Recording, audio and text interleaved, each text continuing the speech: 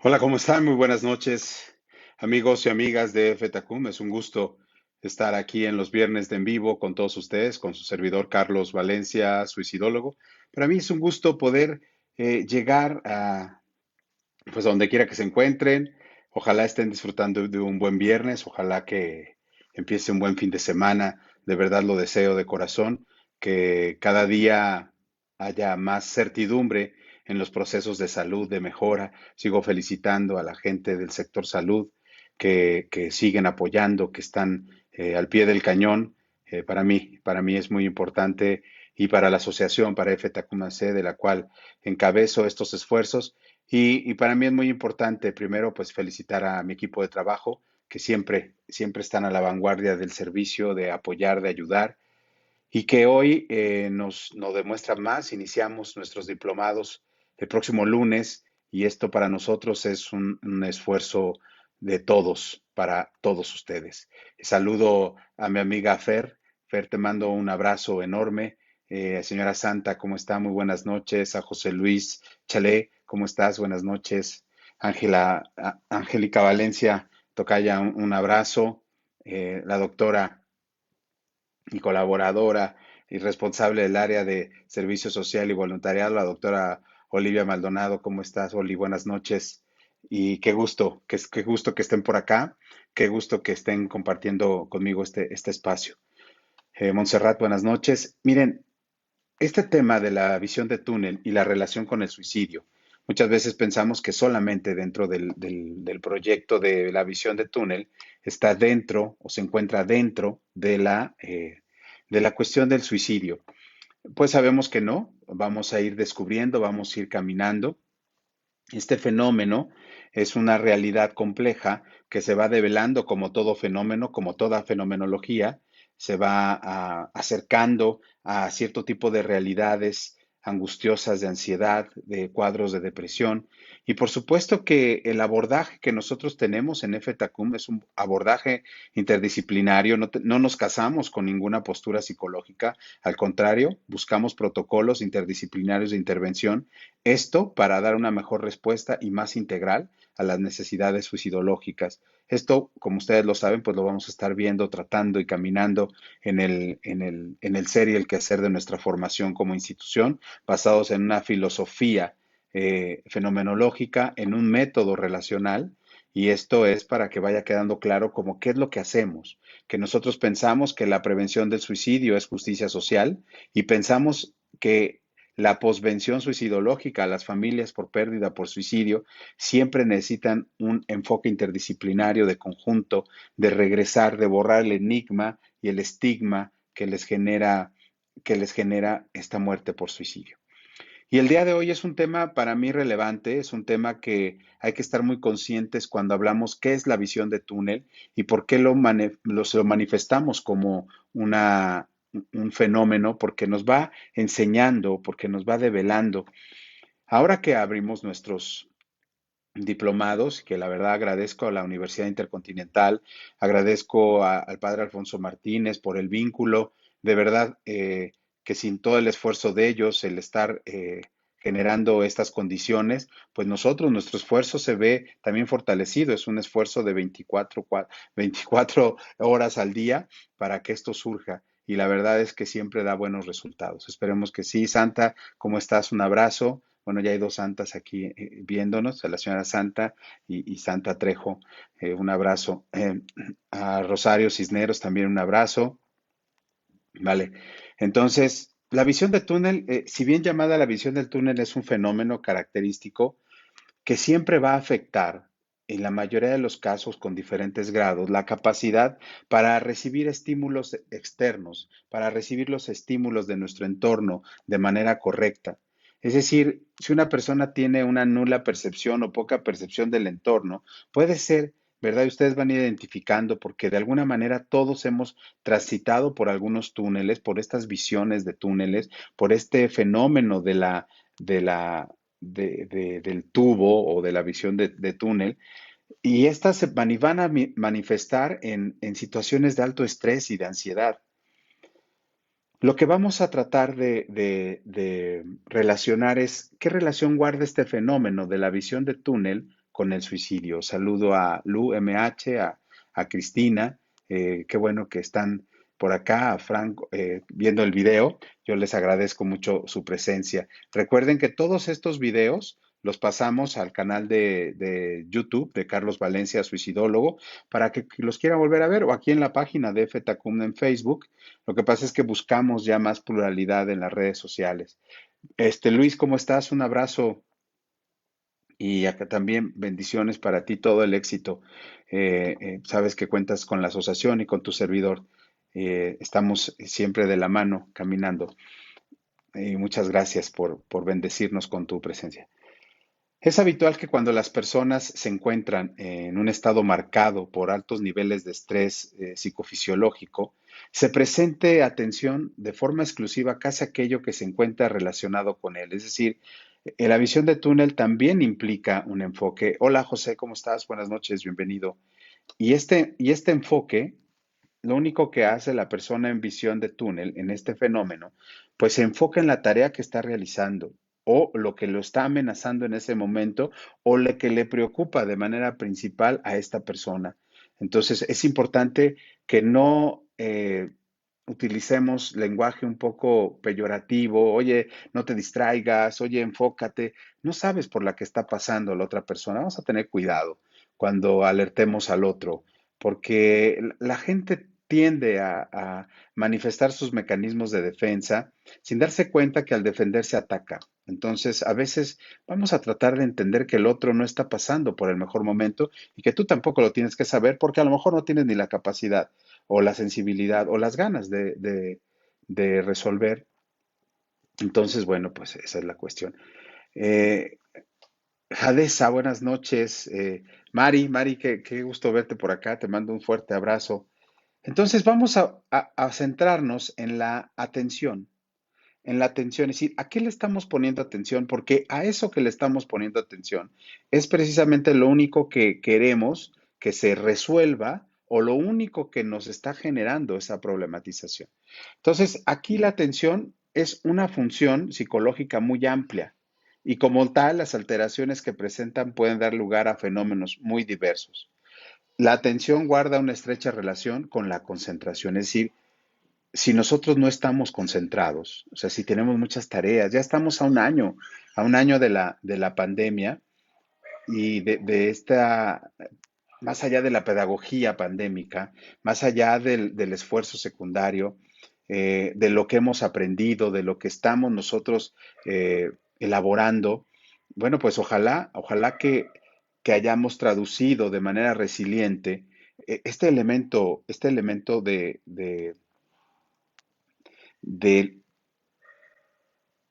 pedagógico, diría yo. Es decir, también se vale construir desde la deconstrucción, desde la destrucción de estos elementos que ahorita a lo mejor lo único que nos concentra, hay gente que se fuga en el trabajo y cree medir todo desde ahí, ¿no? Hay gente que se fuga en algún vicio, en alguna adicción y todo lo mide desde ahí. Entonces, ¿en dónde nos estamos concentrando? Porque depende de dónde nos concentremos, también empezamos a visualizar de manera de túnel. Entonces, bueno, pues eso es importante irlo sabiendo, ¿no? El fenómeno de la visión de túnel se enmarca en procesos de atención, aunque es un concepto que no ha sido utilizado únicamente en el campo de la psicoterapia, de la psicodinámica, sino también en contextos médicos y en particular el de la oftalmología, ¿no? Cuando nos dicen que tenemos visión de túnel y a veces tenemos este fenómeno, algunas personas que utilizamos lentes.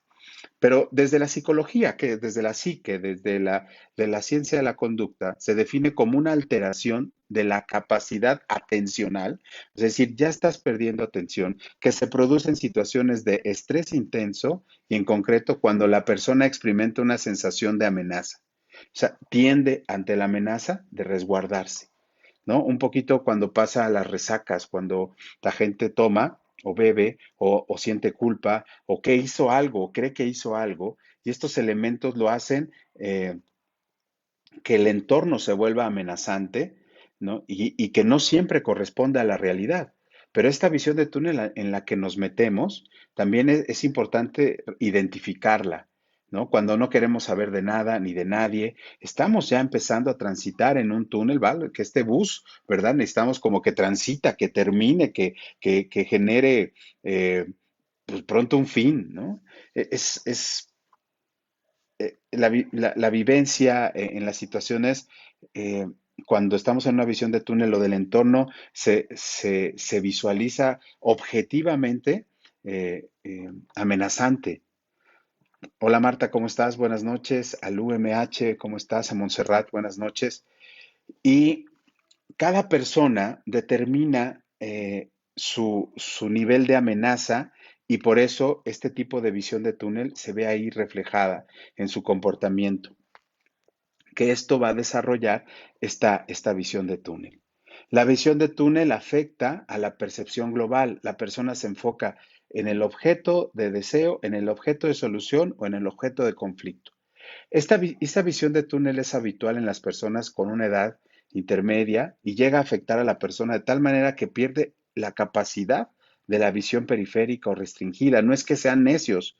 Hay gente que se aferra a algo que aunque le genere malestar, cree que lo tiene controlado y se restringe de todo lo demás y únicamente se centra en un aspecto de toda esta realidad, es decir, se mantiene en una visión central, así como yo ahorita, pero pierde casi por completo la visión periférica. Se puede ver bien en línea recta, pero la visión en ambos lados se encuentra muy limitada. Y esto, si lo estamos traduciendo a nivel emocional, como que queda muy claro cuando en algunos aspectos, en algunos cuadros de depresión, de pronto uno puede ver en la persona que no, que su entorno está totalmente fortalecido, es decir, que hay factores de protección para que no se sienta así, pero la persona en sí está pensando de manera muy limitada o de manera muy enfocada en la cuestión del centro. El campo de visión se restringe de tal manera que la persona percibe la realidad de alguna manera o solamente de una manera de túnel, de ahí su denominación. Y el sentimiento que le produce en las personas es como si de repente el mundo alrededor dejara de existir. Y es cuando reprochamos, es que a ti no te interesa nada, y es que a ti no te importa nada. Cuando una persona está en crisis suicida, estos elementos empiezan a manifestar, porque ya no le importa el entorno, porque lo manifiesta. Pero eso, bueno, ahorita lo vamos a ver un poco más adelante. Cuando el entorno se vuelve un despropósito. Entonces, estar con alguien que se renueva, estar con uno mismo, que nos renovamos a de pronto abrir el entorno y darnos cuenta de que hay algo más que nuestra propia visión, pues en ese momento, pues hay que dar gracias, hay que visualizar la vida de diferente manera. Tal vez salimos del túnel, ya sea por donde entramos o ya sea en el proceso de mejora o de ir elaborando este proceso de dejar de existir para poder existir de diferente manera. Es decir, los procesos de túnel son vivenciales para todos y no nada más en las personas con crisis suicidas. Se agudiza en las personas con crisis suicidas porque los factores de riesgo aumentan y los factores de protección disminuyen. Y por eso es importante como tener muy en claro cuáles son estos factores de riesgo y estos factores de protección. Bueno, pues es importante conocerlos. Las personas que ya están y estuvieron en nuestros diplomados los identifican de manera muy concreta. Y así ya no te sorprende esta visión de túnel, que repito, no tiene una connotación moral. Es decir, no es, es bueno o malo la visión de túnel, no es una situación que te enfrenta y te confronta a seguir, a salir o a regresar. Es decir, no hay una línea de tiempo, sino es una línea emocional en donde tú te debes situar en dónde estás ubicado dentro de estos procesos. Los túneles pueden durar años, pueden durar meses, pueden durar días, pueden durar momentos, pero siempre saber identificarlos es una ganancia total. Entonces, en ese sentido, la visión de túnel nubla la vista, en esos sentidos, nubla los sentidos. Tal es así que la persona se centra en estímulos que asocia con aquello que le preocupa. Es decir, todo lo que le pasa es preocupante. Si alguien se va, si alguien llega, el futuro, todo es como en una situación medio preocupante. Entonces, es porque está enfocada única y exclusivamente en este proceso de túnel. ¿Qué daños ocasiona la visión de túnel en las personas? Bueno, la posibilidad de percibir adecuadamente el resto de los estímulos objetivos, de manera objetiva y razonada, pues siempre el no poderlos percibir así, pues es un problema a considerar, ¿no? Porque disminuye también nuestra forma de actuar en las relaciones. Entonces, si yo veo que me está afectando en mis relaciones interpersonales y en mis relaciones de pareja, me dicen que tembló, ¿no? Y te está poniendo aquí, Fer, que tembló, con razón me llegaron aquí, este, que si todo bien. Bueno, por acá todo bien, gracias a Dios. Espero que donde estén reciban un abrazo, háblenle a sus familiares y espero que todo bien, ¿vale? Entonces, este fenómeno también de la visión de túnel se le conoce como campo tubular, es decir, como ver a través de un túnel que nada más cubre los ojos, ¿verdad? Yo lo pongo acá y de pronto veo nada más una luz al final, pero hay que abrir el campo, hay que abrir este túnel pequeño y yo lo voy abriendo y de pronto voy a viendo una realidad totalmente diferente hasta que mi entorno lo veo y digo, caray, esto, esto sí esto sí es otra realidad, ¿no? Es un fenómeno que, que cubre nuestros ojos. La idea es la visión y entre más nítida y entre más plural, entre más panorámica, pues mejor. Además de afectar la capacidad visual, o sea, de no ver algo más, también afecta la audición. O sea, no nada más entramos a un túnel de que no estemos viéndolo, sino también de que no escuchemos, ¿no? Y a veces nos topamos con personas en crisis suicida y decimos, es que no escucha, es que no ve. Bueno, está en una visión de túnel. Ayúdalo a salir, ¿no? Dile cómo le puedes ayudar, acércate, acompaña, camina con, y esto hace que esta visión le cubra los ojos y los oídos. Entonces, escucha por él, ¿verdad? Ve por él, porque está en un proceso de caminar del cual el temblor está así como que todo el mundo queriéndose comunicar, pero todo está bien por acá. Ahora, de afectar estos sentidos, de afectar los sentidos, bueno, pues al final de cuentas lo que interesa es cómo salir de este túnel, ¿no? Dice, y en ese sentido de los oídos, de la visión, en un experimento realizado en la Universidad Johns Hopkins, reveló que cuando se sufre una visión de túnel, también se disminuye la capacidad para escuchar a los demás y en algunos casos, cuando el estrés sufre, la persona un estrés severo, los receptores auditivos en el cerebro pueden llegar a apagarse por completo. Entonces, verán que andar en una visión de túnel no es cuestión simple o sencilla para la persona que está transitando por ahí, ¿no? Ya, de hecho, la neurociencia tiene un término para esto, que es una exclusión auditiva. O sea, de pronto dejas oír, ¿no? Una especie como parecido a los orgasmos, ¿no? Es decir, dejas de oler, dejas de escuchar, dejas de ver, ¿no? Porque hay ciertos niveles químicos en todos los sentidos, pero imagínense así, pero sin el entorno que está totalmente desprovisto, ¿no? O nosotros desprovisto de verlo a él. Pero ¿qué relación guarda con el suicidio? El suicidio siempre ha estado rodeado de una aureola, aureola de silencio, de tabú, de estigma y de enigma. Muchas personas finalmente acaban lamentablemente quitándose la vida. Pero antes lo habían hablado, antes habían descrito esta visión de túnel y avisaron de alguna manera. Saben que yo creo más en el cuento de Hansel y Gretel que de Pedro y el lobo, ¿no? La gente siempre avisa, siempre deja migajas, siempre te está diciendo cómo está. Hasta cuando estropea su propia vida, cuando está estropeando su historia o la estropeamos, o sea, siempre nos está diciendo cómo va y de qué va, que no estemos atentos o que a veces no sepamos identificar esas realidades, bueno, pues eso es otro cantar, eso se debe a que nos tenemos que formar o capacitar en estas lides de la atención y del acompañamiento. Entonces, en estos casos es importante recordar que cualquier anuncio de muerte, cualquier anuncio de quitarse la vida de esta manera autoinducida, es decir, debe encender siempre una luz roja de alarma. Yo a la gente que acompaño, a la gente que acompaño en procesos tanatológicos, suicidológicos, de duelo, eh, de toda índole, de pronto la pregunta es, ¿te quieres suicidar? Porque la postergamos la pregunta. Y muchas veces me ha dicho, Carlos, ¿se puede preguntar directamente? Claro, si no, ¿cómo vas a ver la respuesta? Pero no voy a fomentar de alguna manera, no, vas a alentar una respuesta y vas a ver el nivel, por eso yo les he presentado muchas veces el suicidómetro, en qué nivel está, si está en los factores de ideación, si está en los factores de planeación, si está en los factores de ejecución, si está en los factores de intento. Entonces, obviamente, tenemos que preguntar. Si no, o sea, si no, ¿cómo vas a intervenir? ¿Cómo vas a acompañar? ¿No? Es decir, es que tengo miedo a preguntarle, entonces no preguntes, pero entonces no quieras ayudar con miedo no puedes ayudar absolutamente a nadie.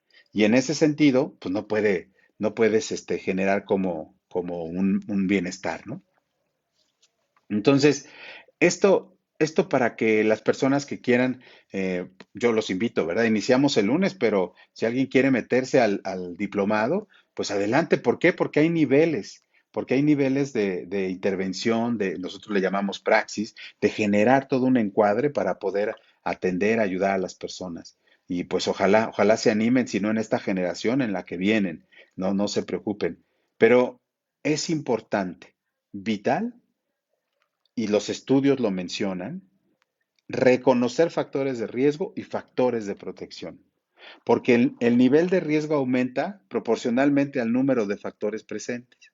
Si bien es importante indicar que algunos tienen un peso específico, mayor que otros, obviamente, en función a las circunstancias individuales de cada uno, porque hay situaciones preexistentes o enfermedades mentales o emocionales preexistentes que van a determinar en agudizar o disminuir las visiones de túneles en las que estamos nosotros, por ejemplo, en estos momentos de estrés, o ahorita que acaba de temblar, que la gente se está poniendo así como que, ¿por qué te preocupas? ¿Por qué no buscas elementos de prevención? Ya sabes cuáles son los puntos triangulares, ya sabes cuáles son tus de salida, tienes un kit con tus... Es decir, no lo dice Protección Civil todo el tiempo, pero nos sorprende y sí, pero se nos nubla la visión, ¿verdad? Sí, cuando estamos estresados, lo hemos visto en algunas situaciones muy cotidianas, cuando se estresa la gente, empieza a meterse en este túnel de, ¿me está escuchando? ¿Me está poniendo atención?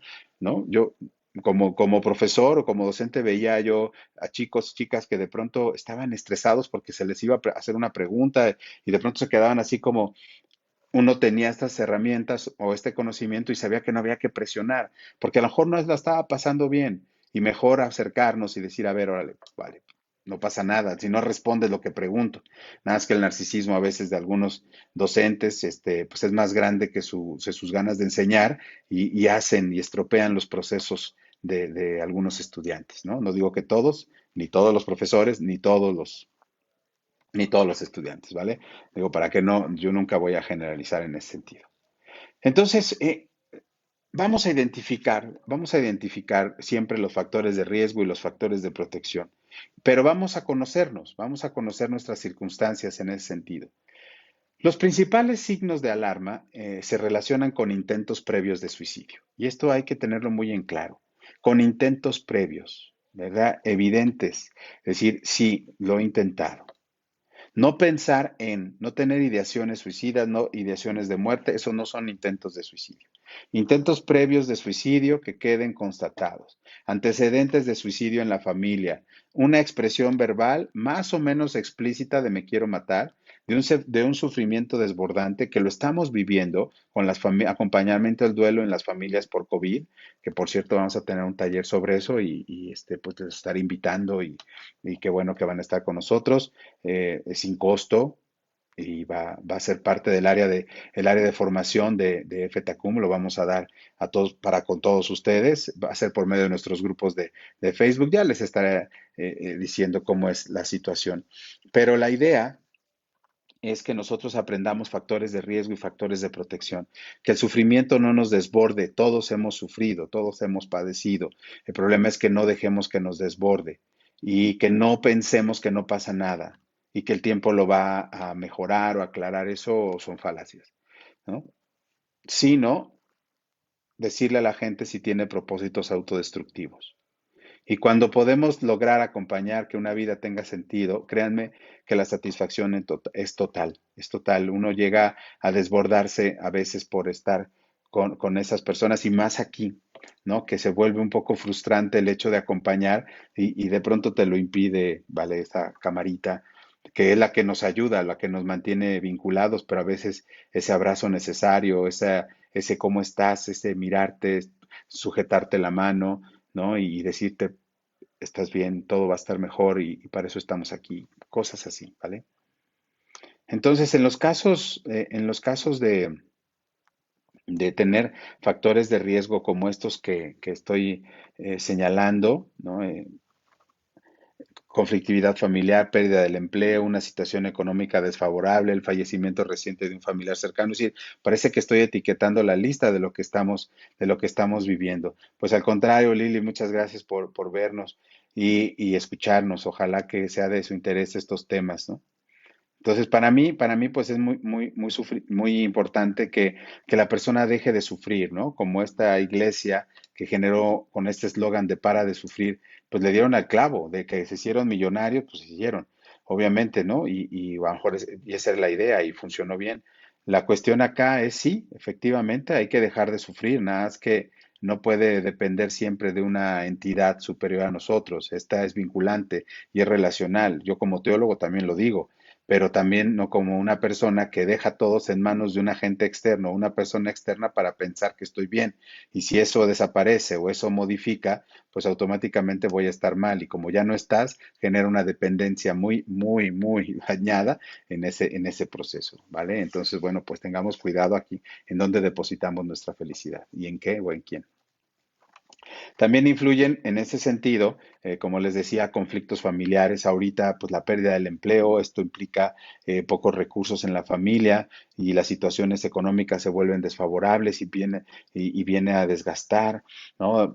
Gente nos han dicho, oye, Carlos, pues deja que pase esta situación para poder estar en los diplomados. Entendemos, ¿no? Y decimos, pues sí, nosotros ofrecemos un servicio ¿qué más quisiera uno de manera gratuita? Por eso los cursos, talleres, pues lo son, ¿no? Y tratamos como de alguna manera compensar o equilibrar la formación, que ese es nuestro espíritu, ese es nuestro carisma, esa es nuestra mística, que la gente deje que viva en función a su bienestar, que disfrute el momento en todo momento. Y esto es algo que puede sonar muy hedonista, pero la verdad es que esto es tan fugaz que la pregunta sería, ¿qué nos estamos perdiendo de la vida? Ah, pues eso que te estás perdiendo lo puedes empezar a hacer sin problema. Entonces, hoy no hay familia o alguien muy cercano que no conozca a alguien que falleció por COVID, por ejemplo, y pues obviamente esto va a generar visiones de túnel en mucha gente, ¿no? Y ayudar de toda la manera, de manera integral. Entonces, ¿por qué es tan importante identificar la visión de túnel? Porque la persona que entra en esta lógica suicida o en esta crisis no ve otra salida y es necesario ayudarle a abrir su horizonte, así como le decía yo aquí, abrir su horizonte presentándole opciones, escenarios, otras salidas, así como de hacerle ver, sentir que no está sola esta persona y que siempre hay caminos alternativos y donde te lleven estos caminos, aceptarlos. Y a veces cuesta trabajo, dices, ¿por qué ya estoy parado aquí? Bueno, disfrútalo. Y sabes qué, que genere algo, que genere sentido. Y si genera un sentido de vida digna o de la vida que sea digna de ser vivida, ¿vale? Entonces, pues mucho mejor. Entonces, esto es importante. Como claros ejemplos a tener en cuenta, se debe prestar atención específica a los problemas de la persona, escucharlos, cómo la persona está significando su propia historia, ver sus situaciones de estrés, ver si hay algún trastorno mental, algunas enfermedades físicas, el consumo de alcohol, drogas, ¿no? Y la presencia de una ideación suicida. Aquí están los factores de riesgo presentes. Se trata entonces de potenciar las fortalezas acompañando, ¿no? A las personas y presentar, meter el hombro y decirles, aquí estamos para enfrentar y afrontar esto que está pasando, ¿no? Entonces, es así como consolidamos el apoyo familiar, el apoyo social. Por eso, y le decía yo a un chico que pedía informes sobre el diplomado, decía, ¿cuál es la psicología? Dije, no hay una postura psicológica, sería reducir el fenómeno, que si son humanistas, que si son positivistas, que si son psicoanalistas, que si son transpersonales. Imagínense ustedes, En vez de que, como el chaleco no te quedó, pues córtate los brazos. No, al revés, ¿no? Hay protocolos bien definidos sobre eso. Y eso hay que tenerlo muy, muy en claro, porque sabemos que la persona en crisis suicida surge de un entorno familiar que él considera desfavorable. Entonces, para que haya una activación y reactivación del entorno, pues tenemos que hablar de una posvención familiar para que de ahí surja, ¿verdad? Elementos vamos, elementos que pueda deconstruir. Me da gusto, mi amiga Fernanda me dice que hay estudiantes suyos aquí y ya la están saludando. José, qué bueno, lleven el mensaje. Aquí en FTACUM estamos para servirles, Fer ya lo sabe, nos gusta la didáctica, la pedagogía. En ese sentido. Y gracias Fer por la invitación a tus alumnos, eso está genial. Y los que son maestros, maestras, profesores, docentes, pues inviten a sus alumnos a estos temas, porque si son de escuelas oficiales, son temas que no hay presupuesto para llevarlos, ¿verdad? Entonces, pues aprovechemos. Buenas noches, maestra María Emilia, qué gusto verla. Saludos al doctor, que me da gusto que esté por acá. Ojalá que la vida nos vuelva a llevar a coincidir en trabajos, en los trabajos que nos gusta realizar. Eh, ¿Es posible desactivar la visión de túnel? Bueno, vale, que sí, ¿no? Pero para eso hay que saber identificarla. Es importante, es importante que las personas no vean limitado su pensamiento crítico.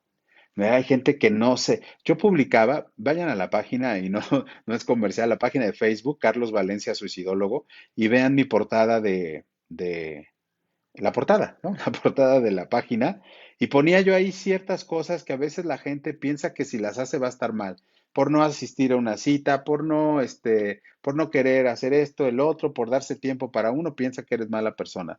Y yo por eso vayan, es una, si no ahorita la posteo por acá para con Efeta, para que ustedes la vean. Pero es importante que las personas no vean limitado su pensamiento crítico y yo diría, más aún, su pensamiento autocrítico, que les ayuden a tomar decisiones razonadas y no impulsivas.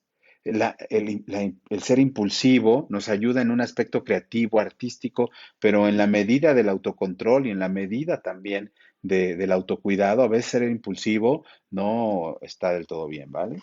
Entonces, no impulsivas de que las personas se puedan arrepentir. Mucho de los intentos, cuando uno platica con personas que no llegan a quitarse la vida por mano propia, dice, ¿qué pasó?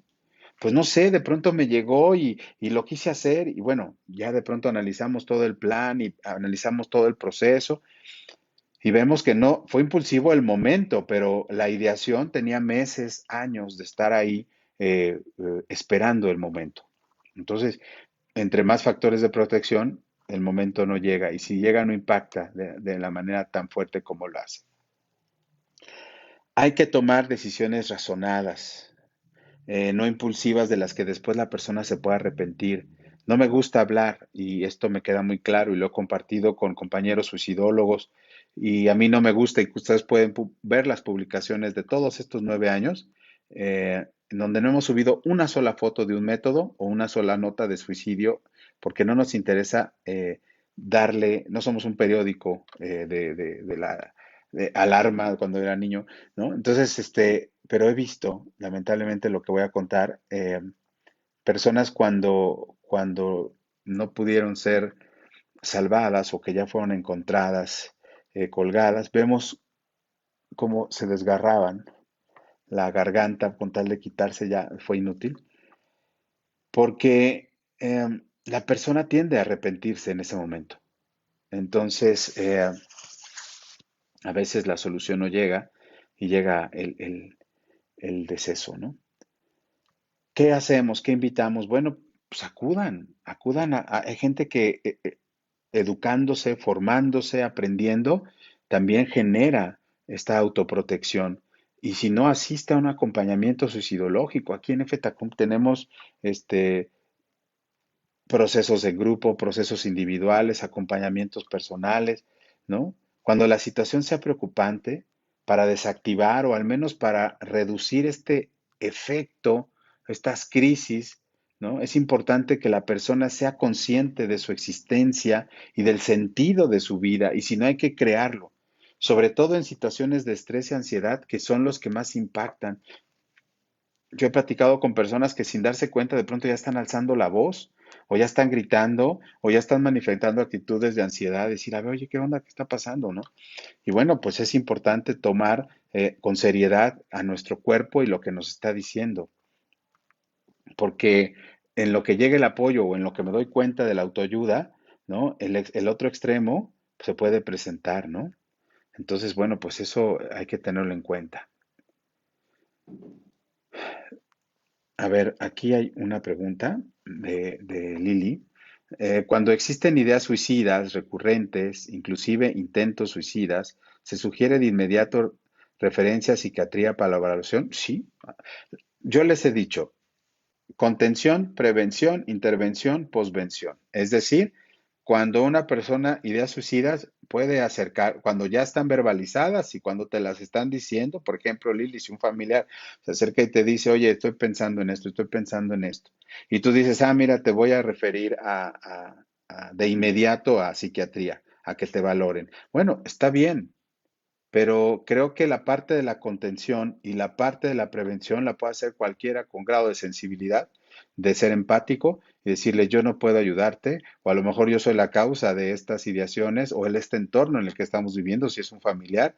Entonces vamos a tratar de modificar, vamos a incrementar los factores de riesgo y por supuesto que una valoración de índole psiquiátrica también va a ser de ayuda. Estas psicoterapias mixtas y este tipo de apoyo diversificado con diversos profesionales, por supuesto que son mucho más eficientes porque la pluralidad hacia el objeto y hacia el sujeto, del objeto, es decir, a la crisis suicida o ideación del objeto, sí, porque una ayuda con medicamento y el otro ayuda a la persona, una ayuda al síntoma y otro al origen del síntoma. Entonces, bueno, pues es importante, ¿no? Esto, combinarlo y platicarlo, ¿verdad? Pero así que de inmediatamente sin escucharlo, sería yo prudente, sí, pues yo escucho a la persona a ver qué me está diciendo, si está fuera de mi alcance, de mis posibilidades, pues lo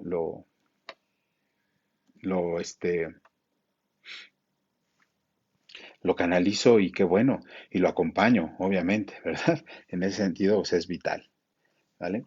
Entonces, hay que ponernos mucho en esto de acompañar, alzar la mano, oye, necesito apoyo, necesito, eh, estoy muy estresado, estoy ansioso.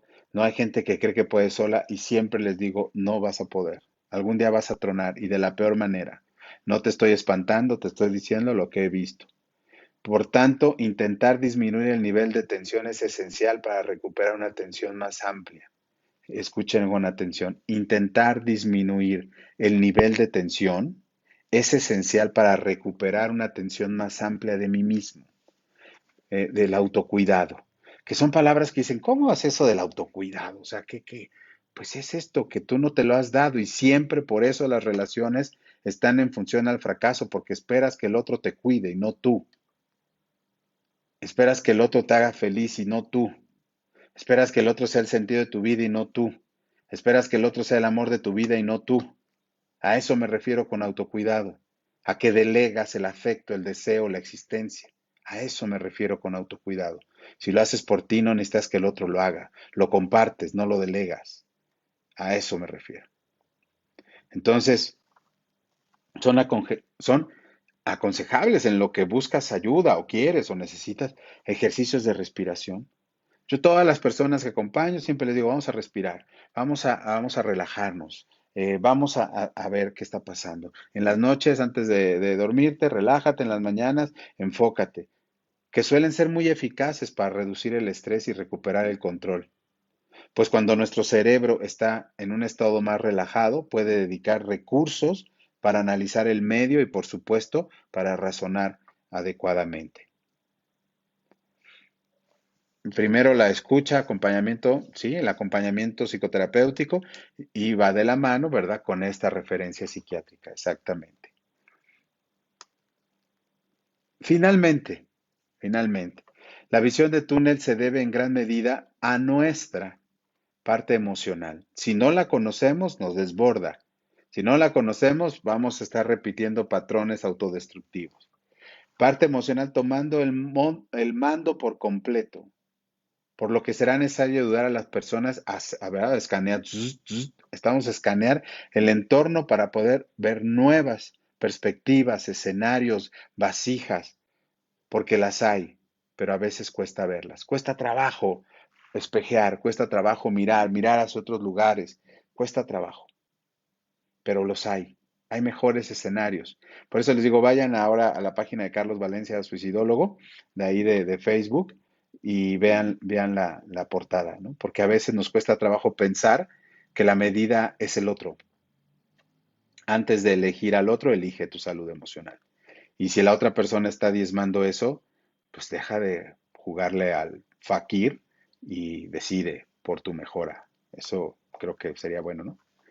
Es muy importante facilitar la reflexión y ayuda a hacernos preguntas con curiosidad y no con miedo. Si vas a acompañar con alguien, si vas a acompañar a alguien, hazlo también de manera curiosa, no lo curioso, chistoso, sino que te indagues y por qué sufre, por qué está pasando por esto. O yo me lo cuestiono todo el tiempo, ¿no? Y de pronto veo su entorno y digo, ¿por qué estaba pasando esto? Pero no me da miedo, pero no me da miedo acompañar, que no nos dé miedo acompañar. Que no nos dé miedo amar, que no nos dé miedo a buscarle sentido a las cosas, aunque el sentido no le sea el sentido para otros, pero para mí sí. Y la pregunta que les dejo, que contesten este fin de semana y hasta el próximo viernes. Y si los vemos en el diplomado, nos vemos el lunes en el diplomado. Estoy seguro que les va a encantar. A lo menos las personas elegidas para ser maestras, maestros de este diplomado son personas de 10. Estamos en esta primera generación de praxis, queremos subir el listón de un nivel importante. Y su servidor pues da los primeros dos módulos, o el primer módulo de los diplomados. Espero que esté al nivel del que estoy hablando, ¿no? Pero la pregunta que les dejo es, ¿qué me estoy perdiendo en la vida? ¿Qué me estoy perdiendo en la vida? ¿De qué me estoy perdiendo en la vida? Y a tu respuesta le da sentido. Que pasen una excelente noche. Ojalá nos acompañen los diplomados en esta o en la que viene, en la generación. Métanse a nuestros grupos de Face, ahí les encargo el de Carlos Valencia, suicidólogo, les encargo el acompañamiento suicidológico integral, acompañamiento tanatológico integral. Vean los videos o cualquier tema que les guste. Ahí está el canal de YouTube de Carlos Valencia, suicidólogo. No se pierdan nuestros próximos talleres de factores de riesgo, factores de protección y duelo con familias, duelo para las familias. Todo esto en los grupos privados que acabo de mencionar. Esos serían nuestros próximos talleres, no se los pierdan. Y bueno, nuestros proyectos de investigación ya los conocerán, nuestros proyectos yo les decía que acaba de terminar nuestro 9º aniversario y que a partir del 3 de marzo, empieza la carrera hacia el, el aniversario 10, ya desde ahora lo estamos preparando. Gracias a ti, Marta, te mando un fuerte abrazo, de verdad. Eh, eh, All Cis, muchas gracias por estar por acá y bueno, pues a todos y a todas los que se dieron la oportunidad de estar por acá, no se pierdan las redes sociales. En Instagram está como Suicidólogo, el de Twitter, ¿verdad? Suicidología México y bueno, pues vale, que ahí siempre estamos publicando y nos vemos el próximo viernes, si la vida y Dios nos lo permite. Muchas gracias, buenas noches, les mando un abrazo, un beso. Gracias.